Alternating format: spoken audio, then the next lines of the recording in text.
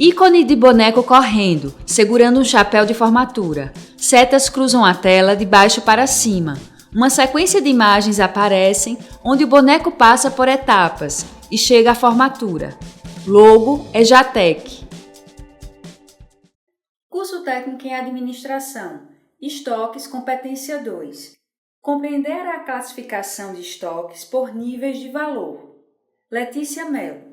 Descrição. Ela está em pé no centro da tela, é branca, cabelo na altura do ombro, preto, com mechas loiras, olhos castanhos, usa óculos, veste uma blusa preta com estampa de bolas brancas e blazer preto.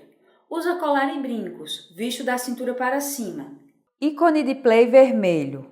Inscreva-se youtube.com/EAD Pernambuco. Olá, caro estudante! Eu sou a professora Letícia Mello e vamos dar continuidade à competência 2. Agora vamos falar sobre o método ABC, ou também conhecido como curva ABC. A curva ABC é uma ferramenta de gestão de estoques por meio da qual é possível a identificação dos itens de maior valor financeiro em estoque ou maior valor de demanda. A classificação vai depender de como o gestor quer classificá-los e sobre eles exercer uma gestão mais refinada. Ele também é um processo de divisão de itens em 3 classes, né? Por isso o nome ABC, porque a divisão é feita em 3 classes, A, B e C. Então, qual o objetivo principal da curva ABC ou do método ABC? Focar atenção em itens principais em termos de utilização. Digamos que seja uma forma estratégica de elevar os resultados da empresa, ou seja, buscar maiores lucros. Vamos entender como funciona a classificação do método ABC, né, que é dividido em 3 classes, classe A, B e C. A classe A, ela vai representar cerca de 20% dos itens vendidos ou mantidos em estoque e 80% do faturamento. Esses 20%, né, são aqueles itens que mais vendem e mais vão impactar positivamente o lucro da empresa. Portanto, são poucos produtos que, se bem administrados, têm potencial de redução nos riscos associados à demanda. É um grupo que a gente chama de prioritário, né, modelo individualmente para cada produto. É também, né, uma revisão e atualização constante do modelo.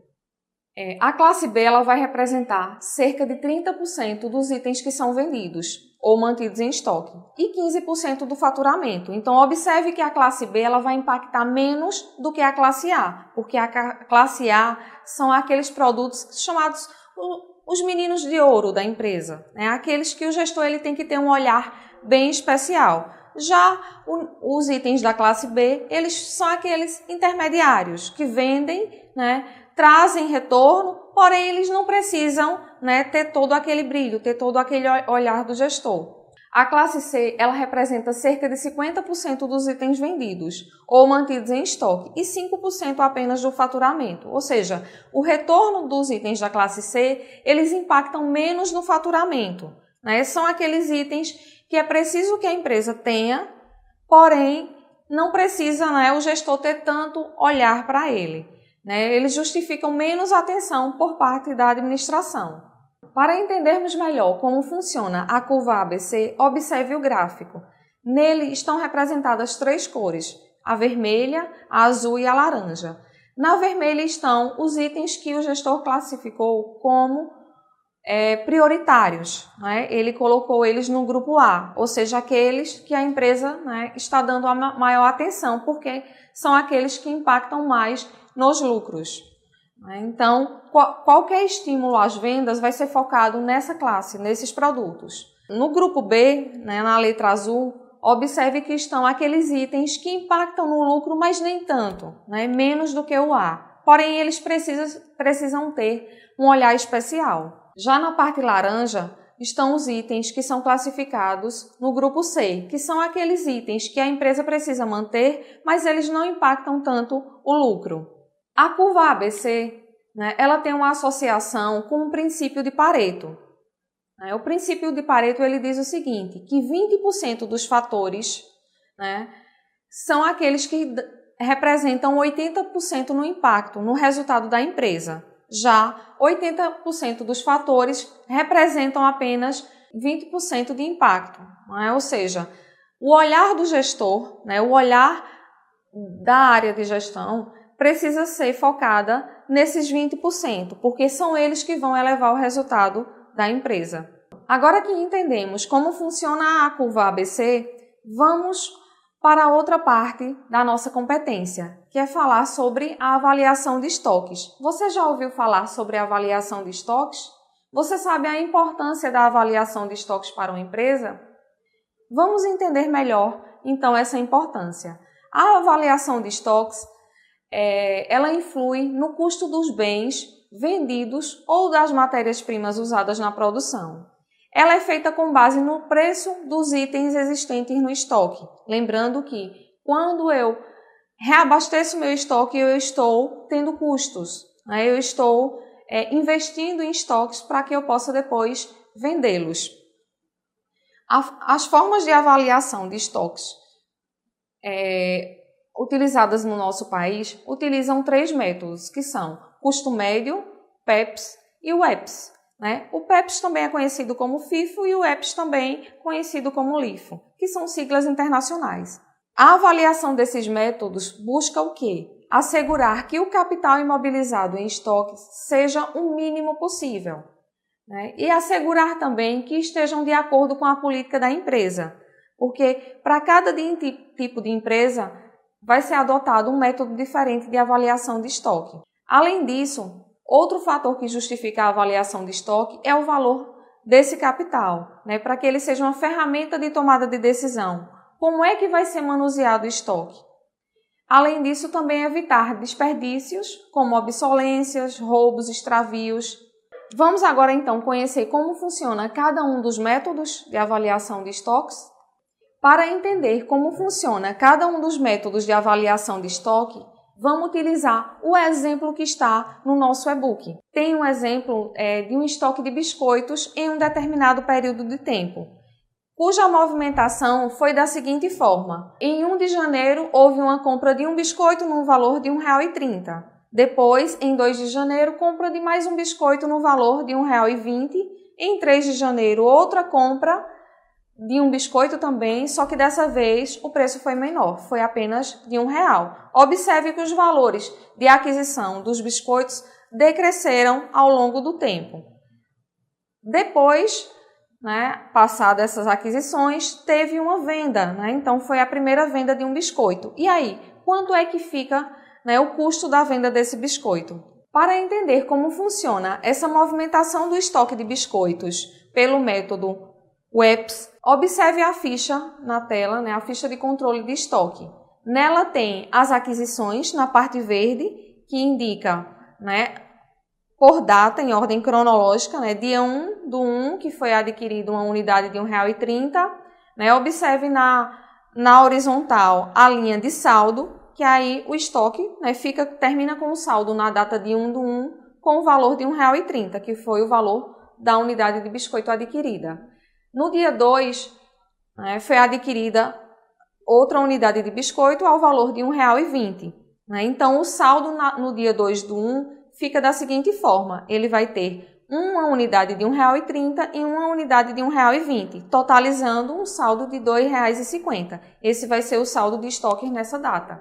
No dia 3, houve uma nova aquisição de um biscoito no valor de R$ 1,00. Então, como é que fica o saldo nesta data? Observe, tem uma unidade de R$ 1,30, uma unidade de R$ 1,20 e uma unidade de R$ 1,00, totalizando um saldo de estoque na data de 3/1 de R$ 3,50.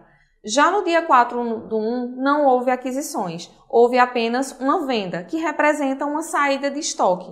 Então, essa saída, pelo método EPS, vai ser de R$ 1,00. Por que vai sair por R$ 1,00 e não por R$ 1,20 ou R$ 1,30?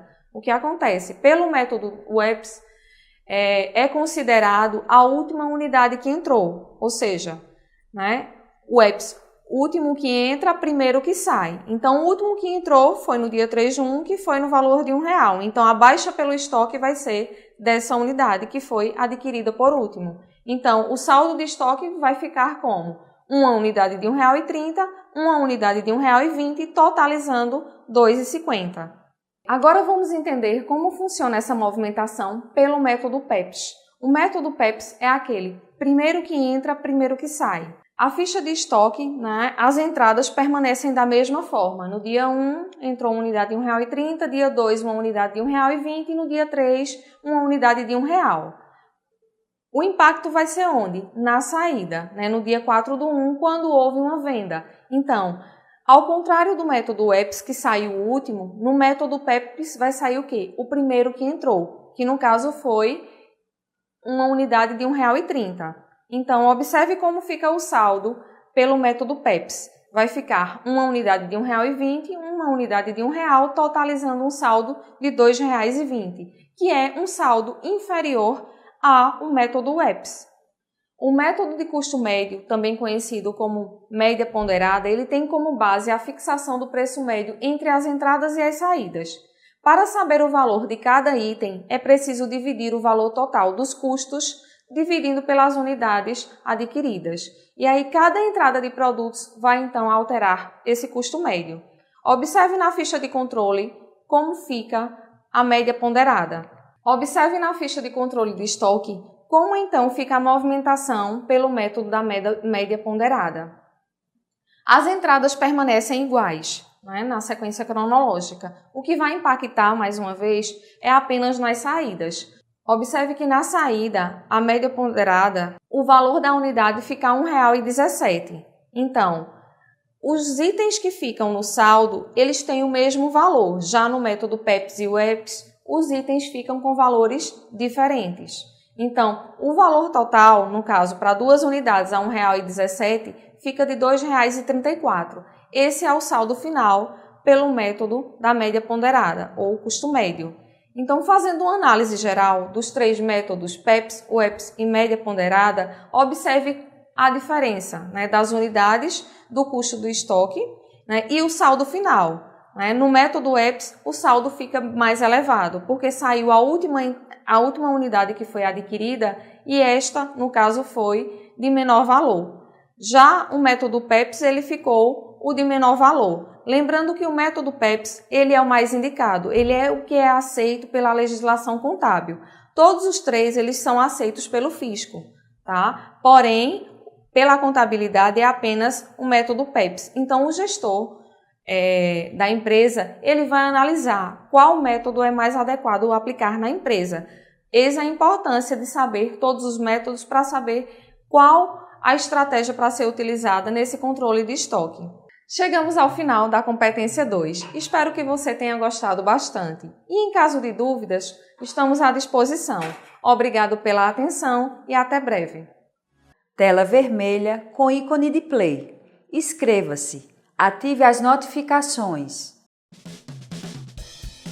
Som direto. Manuel Moura. Imagens. Manuel Moura. Audiodescrição. Jonara Medeiros Siqueira. Redição. Guilherme Cabral.